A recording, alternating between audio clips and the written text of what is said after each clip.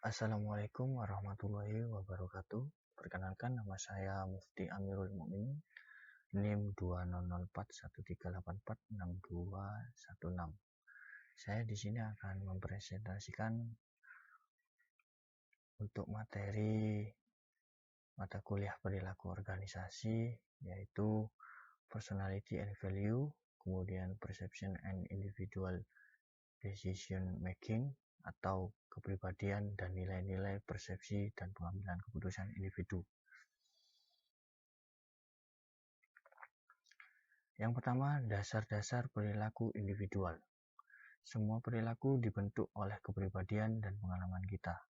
Ada 4 variabel tingkat individual, yang meliputi yang pertama adalah karakteristik biografis, yang kedua adalah kemampuan, yang ketiga kepribadian, dan keempat pembelajaran dan memperhatikan dampak variabel ini pada kinerja dan kepuasan karyawan. Kemudian dimensi kemampuan intelektual. Yang pertama adalah dimensi, kemudian adalah pemberiannya atau pengertiannya, yang ketiga adalah contoh pekerjaannya, yang dimana dimensi kemampuan intelektual ini terdiri dari 7. Yang pertama adalah kecerdasan numerik, pengertiannya yaitu kemampuan untuk berhitung dengan cepat dan tepat. Contoh pekerjaannya adalah akuntan. Yang kedua adalah pemahaman verbal, kemampuan memahami apa yang dibaca atau didengar, serta hubungan kata satu sama lain. Contoh pekerjaannya yaitu manajer pabrik, mengikuti kebijakan korporasi. Yang ketiga adalah kecepatan perseptual, kemampuan mengenali kemiripan dan beda visual dengan cepat dan tepat. Contoh pekerjaannya yaitu penyelidik kebakaran, mengenali petunjuk-petunjuk untuk mendukung tuduhan dari arson tersebut. Kemudian keempat adalah penalaran induktif, kemampuan mengenali suatu urutan logis dalam suatu masalah dan kemudian memecahkan masalah itu, yaitu contoh pekerjaannya meneliti pasar, meramalkan permintaan akan suatu produk dalam kurun waktu berikutnya. Yang berikutnya lagi adalah penalaran deduktif, kemampuan menggunakan logika dan menilai implikasi dari suatu argumen. Contoh pekerjaannya adalah penyelia, memilih antara 2 saran yang berlainan yang dikemukakan karyawan. Yang keenam adalah visualisasi ruang, kemampuan membayangkan bagaimana suatu objek akan tampak seandainya posisinya dalam ruang diubah, yaitu dekorator interior, mendekorasi suatu kantor. Yang terakhir adalah ingatan, kemampuan menahan dan mengenang kembali pengalaman masa lalu. Di sini adalah contoh pekerjaannya adalah juru jual mengingat nama-nama pelanggannya. Seperti itu. Kemudian dilanjutkan dengan kepribadian atau personality. Kepribadian adalah sekumpulan cara bagaimana seseorang atau seorang individu beraksi dan berinteraksi dengan orang lain. Ada beberapa faktor yang dianggap berpengaruh terhadap kepribadian seseorang, yaitu yang pertama adalah turunan. Faktor ini menyangkut segala sesuatu yang berhubungan dengan keturunan, seperti bentuk fisik, keturunan biologis, dan keturunan psikologis. Yang ketiga adalah lingkungan. Faktor ini meliputi budaya tempat kita dibesarkan, norma-norma keluarga, norma-norma masyarakat, norma-norma agama, dan kondisi sosial. Yang terakhir adalah situasi. Pada situasi yang berbeda, orang akan cenderung menampilkan aspek kepribadian yang berbeda pula. Kemudian tipologi kepribadian dan jabatan kongruen dari Holland. Di sini ada 3 tipe, kemudian karakteristik jabatan dan kepribadian kongruennya. Dari tipologi kepribadian dan jabatan kongruen Holland ini terdiri dari 6. Yang pertama adalah realistis, lebih menyukai kegiatan fisik yang menuntut keterampilan dan kekuatan dan koordinasi. Karakteristik jabatannya adalah pemalu, tulus, tekun, mantap, patuh, dan praktis. Kepribadian kongruennya adalah montir, operator berkompa, pekerja lini perakitan, dan petani. Tipe yang kedua adalah menyelidik, lebih menyukai kegiatan yang melibatkan pemikiran, organisasi, dan pemahaman. Karakteristik jabatannya adalah analisis. Kemudian kepribadian kongruennya adalah biolog, ekonom, dan warta berita. Tipe yang ketiga adalah sosial, lebih menyukai kegiatan yang melibatkan bantuan dan pengembangan orang lain. Karakteristiknya adalah senang bergaul, ramah, kooperatif, dan memahami. Kepribadian kongruennya adalah pekerja sosial, guru, penyuluh, psikologis, klinis. Kemudian yang keempat, konvensional, lebih menyukai aturan-aturan, kemudian tertib dan kegiatan yang tak kembar arti. Di sini karakteristik jabatannya patuh, efisien, praktis, kemudian tak luwes. Kepribadian kongruennya adalah akuntan, manajer koperasi, kasir bank. Kemudian yang keempat adalah pengusaha, lebih menyukai kegiatan verbal di mana ada kesempatan mempengaruhi orang dan meraih kekuasaan. Karakteristik jabatannya percaya diri, ambisius, energetik, dan menguasai. Kepribadian kongruennya adalah pengacara, agen real estate, spesialis humas. Kemudian yang terakhir adalah artistik, lebih menyukai kegiatan kembar arti dan tidak sistematis yang memungkinkan ungkapan kreatif. Karakteristik jabatannya adalah tak tertib, idealis, emosional, dan tidak praktis. Kepribadian kongruennya adalah pelukis, musisi, pengarang, dan dekorator interior. Lanjut, persepsi. Persepsi adalah suatu proses yang ditempuh individu-individu untuk mengorganisasikan dan menafsirkan kesan indera mereka agar memberi makna terhadap lingkungan. Faktor-faktor yang mempengaruhi persepsi yaitu ada 3. Yang pertama adalah faktor pada persepsi yang meliputi sikap, motif, kepentingan, pengalaman, dan pengharapan. Yang kedua adalah faktor dalam situasi. Yang pertama ada waktu, keadaan tempat kerja, dan keadaan sosial. Faktor yang terakhir adalah faktor pada target. Yang pertama ada hal baru, gerakan, bunyi, ukuran, latar belakang, dan kedekatan. Cara-cara menilai orang lain. Ketika kita menilai orang lain, maka kita mendasarkan penilaian kita tersebut berdasarkan persepsi kita sendiri. Persepsi yang kita dapatkan itu berasal dari informasi yang kita peroleh dari pengamatan inderasi. Informasi yang diperoleh dari pengamatan indrawi kemudian kita tafsirkan sehingga akhirnya keluarlah suatu penilaian terhadap orang tersebut. Di sini ada teori atribusi pada dasarnya mengungkapkan bahwa bila individu mengamati perilaku, mereka mencoba menentukan apakah itu disebabkan faktor internal atau eksternal. Teori atribusi di sini ada pengamatan, kemudian setelah ada pengamatan itu kita tafsirkan, setelah tafsirkan terjadilah atribut sebab, baik itu di internal atau eksternal.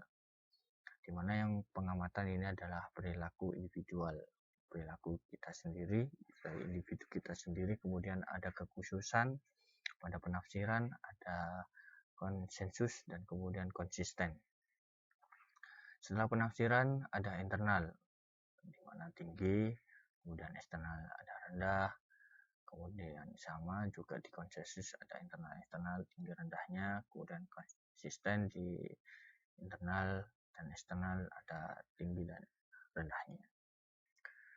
Kemudian dilanjutkan dengan penentuan apakah perilaku itu merupakan penyebab eksternal atau internal tergantung pada 3 faktor. Yang pertama, kekhususan, apakah seseorang individu memperlihatkan perilaku yang berlainan dalam situasi yang berlainan. Yang kedua, konsensus, yaitu jika setiap orang yang menghadapi situasi serupa bereaksi dengan cara yang sama. Kemudian konsistensi. Apakah seseorang memberikan reaksi yang sama dari waktu ke waktu? Ada beberapa teknik dalam menilai orang yang memungkinkan kita membuat persepsi yang lebih akurat dengan cepat dan memberikan data yang valid untuk membuat ramalan. Namun, teknik-teknik ini akan menceburkan kita dalam kesulitan karena tidak foolproof. Karena itu, pemahaman akan jalan pintas ini dapat membantu kita mewaspadai bila teknik-teknik ini menghasilkan distorsi. Yang pertama adalah persepsi selektif, kemudian yang kedua adalah efek halu, yang ketiga adalah efek kontras, yang keempat proyeksi, yang kelima berstereotipe. Pengambilan keputusan individu. Menurut Driscoll, partisipasi dalam pengambilan keputusan berhubungan dengan efisiensi. Efisiensi sendiri didefinisikan sebagai perasaan atau anggapan bahwa seseorang mampu untuk mempengaruhi pembuatan keputusan dalam organisasi.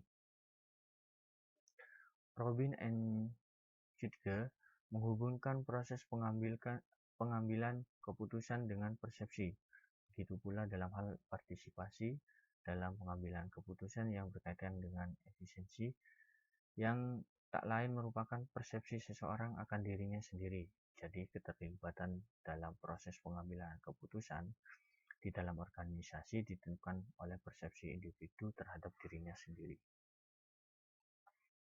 Model pengambilan keputusan yang rasional di atas mengandung sejumlah asumsi, yaitu yang pertama, kejelasan masalah, yang kedua, pilihan-pilihan diketahui, yang ketiga adalah pilihan yang jelas, yang keempat, pilihan yang konstan, yang kelima adalah tidak ada batasan waktu dan biaya. Kebanyakan keputusan dalam organisasi biasanya diambil seperti di bawah ini. Yang pertama adalah adanya rasionalitas terbatas, yang kedua adanya intuisi, yang ketiga adalah identifikasi masalah, yang keempat adalah pengembangan alternatif, yang kelima adalah membuat pilihan. Perbedaan individu, gaya pengambilan keputusan. Riset mengidentifikasikan 4 pendekatan individual yang berbeda dalam pengambilan keputusan. Yang pertama adanya perbedaan analitis, yang kedua adalah perbedaan direktif, yang ketiga adalah perbedaan konseptualnya, yang keempat adalah perbedaan dari segi perilaku. Studi kasus yang saya ambil di sini itu pengaruh persepsi, kepribadian, dan sikap terhadap keputusan pengembangan perumahan menjadi mitra bank syariah di Pekanbaru. Pendahuluan, di sini latar belakangnya yaitu sistem perbankan syariah yang beroperasi berdasarkan prinsip bagi hasil memberikan alternatif sistem perbankan yang saling menguntungkan bagi masyarakat dan bank, serta menonjolkan aspek keadilan dalam bertransaksi, investasi yang beretika, mengembangkan nilai-nilai kebersamaan dan persaudaraan dalam berproduksi, dan menghindari kegiatan spekulatif dalam berinteraksi keuangan. Dengan menyediakan keberagaman produk serta layanan jasa perbankan yang beragam, dengan skema keuangan yang lebih bervariatif, perbankan syariah menjadi alternatif sistem perbankan yang kredibel dan dapat diminati oleh seluruh golongan masyarakat Indonesia tanpa terkecuali.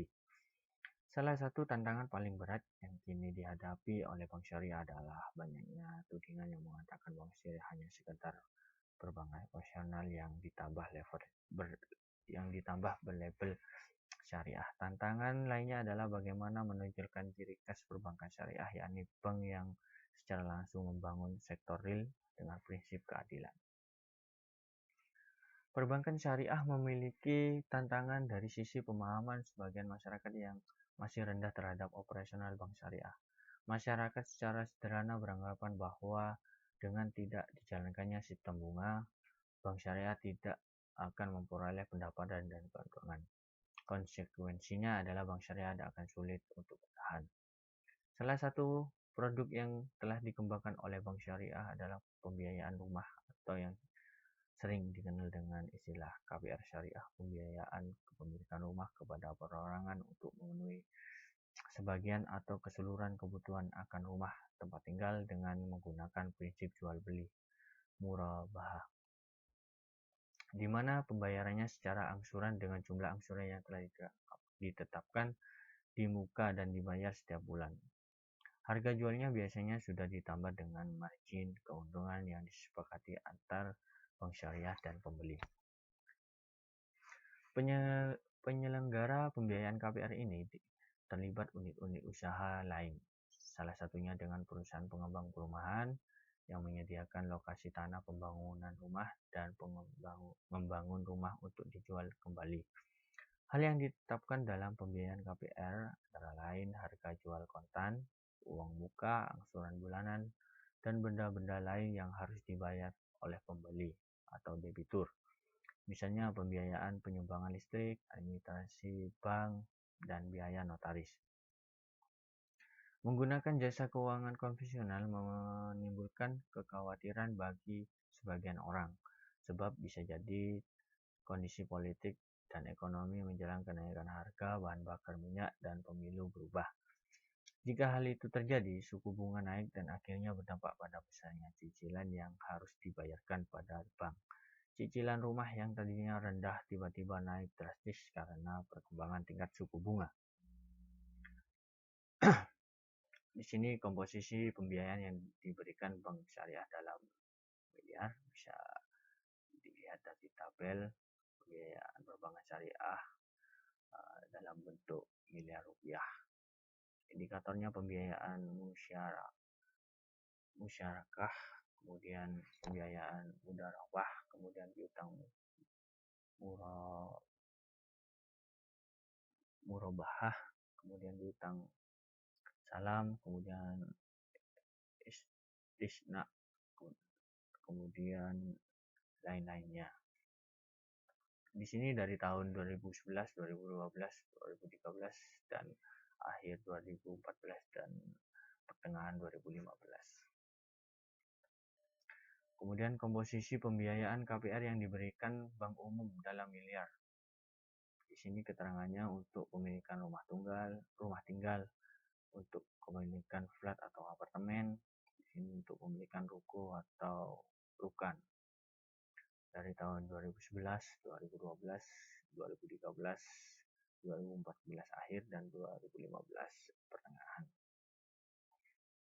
Dalam gambar 1 dan 2 dapat terlihat perbedaan kondisi penyaluran kredit di KPR di perbankan konvensional dibandingkan jumlah pembiayaan di perbankan syariah sampai dengan posisi Juli 2015. Perbankan syariah dalam memberikan pembiayaan syariah dengan menggunakan akad murabahah pada posisi Juni 2015 menyalurkan pembiayaan sebesar 118.612 miliar dibandingkan dengan perbankan konvensional dalam periode yang sama telah menyalurkan kredit KPR sebesar 705.240 miliar. Pembiayaan permodalan dalam pembangunan perumahan dan pembiayaan kepada konsumen dari pengembangan perumahan untuk pemilikan rumah yang dilaksanakan oleh perbankan konvensional dan syariah sangat kompetitif. Perusahaan pengembangan perumahan dalam menjalankan bisnisnya tentu harus memperlihatkan berbagai strategi yang dijalankan. Strategi bisnis yang sangat penting dilakukan oleh pengembang perumahan adalah memahami kebutuhan dan kendala pangsa pasarnya. Kebutuhan konsumen akan perumahan sangatlah beraneka ragam. Hal ini tentunya didukung dengan sistem pembayaran yang penuh dengan kemudahan dan tidak memberatkan. Pada proses pembelian rumah dan pemilihan pembiayaan atau kredit KPR yang dilakukan konsumen perumahan melalui pengembang perumahan, sebagian besarnya dapat dipengaruhi oleh pengembang perumahan yang telah bermitra atau bekerja sama dengan perbankan pilihan pengembang perumahan. Di samping tidak tertutup juga konsumen telah memiliki bank pilihannya sendiri untuk kemudian konsumen dapat dibiayai pembiayaan KPR-nya melalui bank pilihan pengembang perumahan atau bank pilihan konsumen. Perolehan aplikasi permohonan KPR yang diterima sebuah bank banyak bergantung kepada aplikasi permohonan KPR dari pengembang perumahan. Persatuan Perusahaan Real Estate Indonesia sebagai asosiasi pengembang perumahan harus dapat menghadapi tuntutan kebutuhan perumahan yang layak bagi konsumennya. Anggota REI sebagai pengembang perumahan dalam melakukan pembangunan perumahan tidak terlepas dari bantuan perbankan dalam permodalannya dan juga pembiayaan KPR bagi konsumennya. Proses pengambilan keputusan dapat dipandang sebagai 3 tahapan yang berbeda, namun berhubungan satu sama lain. Yang pertama, tahap masukan, input, tahap proses, tahap keluaran atau output. Semua tahapan ini tergambar dalam model sederhana pengambilan keputusan konsumen. Dalam model sederhana mengenai pengambilan keputusan konsumen dapat dilihat komponen proses dalam model tersebut berhubungan dengan cara konsumen mengambil keputusan. Pada bidang psikologis mewakili pengaruh dalam diri, motivasi, persepsi, pembelajaran, kepribadian, dan sikap yang mempengaruhi proses pengambilan keputusan, apa yang mereka butuhkan atau inginkan, kesadaran mereka terhadap berbagai pilihan produk, kegiatan mereka dalam mengumpulkan informasi, dan penilaian mereka mengenai berbagai alternatif. Pembahasannya di sini tujuan dari penelitian yang diharapkan adalah untuk menganalisis pengaruh persepsi terhadap keputusan pengembangan perumahan menjadi mitra bank syariah Pekanbaru, untuk menganalisis pengaruh kepribadian terhadap keputusan pengembangan menjadi mitra bank syariah Pekanbaru, untuk menganalisis pengaruh sikap terhadap keputusan pengembangan perumahan menjadi mitra bank syariah Pekanbaru, dan untuk menganalisis pengaruh persepsi, kepribadian, dan sikap terhadap keputusan pengembangan perumahan menjadi mitra bank syariah Pekanbaru. Hasil penelitian dapat menghasilkan bahwa persepsi dan sikap berpengaruh terhadap keputusan pengembangan perumahan menjadi mitra bank syariah Pekanbaru, sedangkan kepribadian tidak berpengaruh terhadap keputusan pengembangan perumahan menjadi mitra bank syariah Pekanbaru. Sedangkan secara simultan bahwa persepsi, kepribadian, dan sikap berpengaruh terhadap keputusan pengembang perumahan menjadi mitra bank syariah Pekanbaru. Kesimpulannya, secara parsial, persepsi dan sikap berpengaruh terhadap keputusan pengembang perumahan menjadi mitra bank syariah Pekanbaru, sedangkan kepribadian tidak berpengaruh terhadap keputusan pengembang perumahan menjadi mitra bank syariah Pekanbaru. Secara simultan bahwa persepsi, kepribadian, dan sikap berpengaruh terhadap keputusan pengembang perumahan menjadi mitra bank syariah Pekanbaru. Sekian presentasi dari saya berkenaan dengan perilaku organisasi dari materi kepribadian dan nilai-nilai serta pengambilan keputusan individual. Mohon maaf bila banyak salah kata atau banyak kekurangan dari presentasi saya. Terima kasih. Wassalamualaikum warahmatullahi wabarakatuh.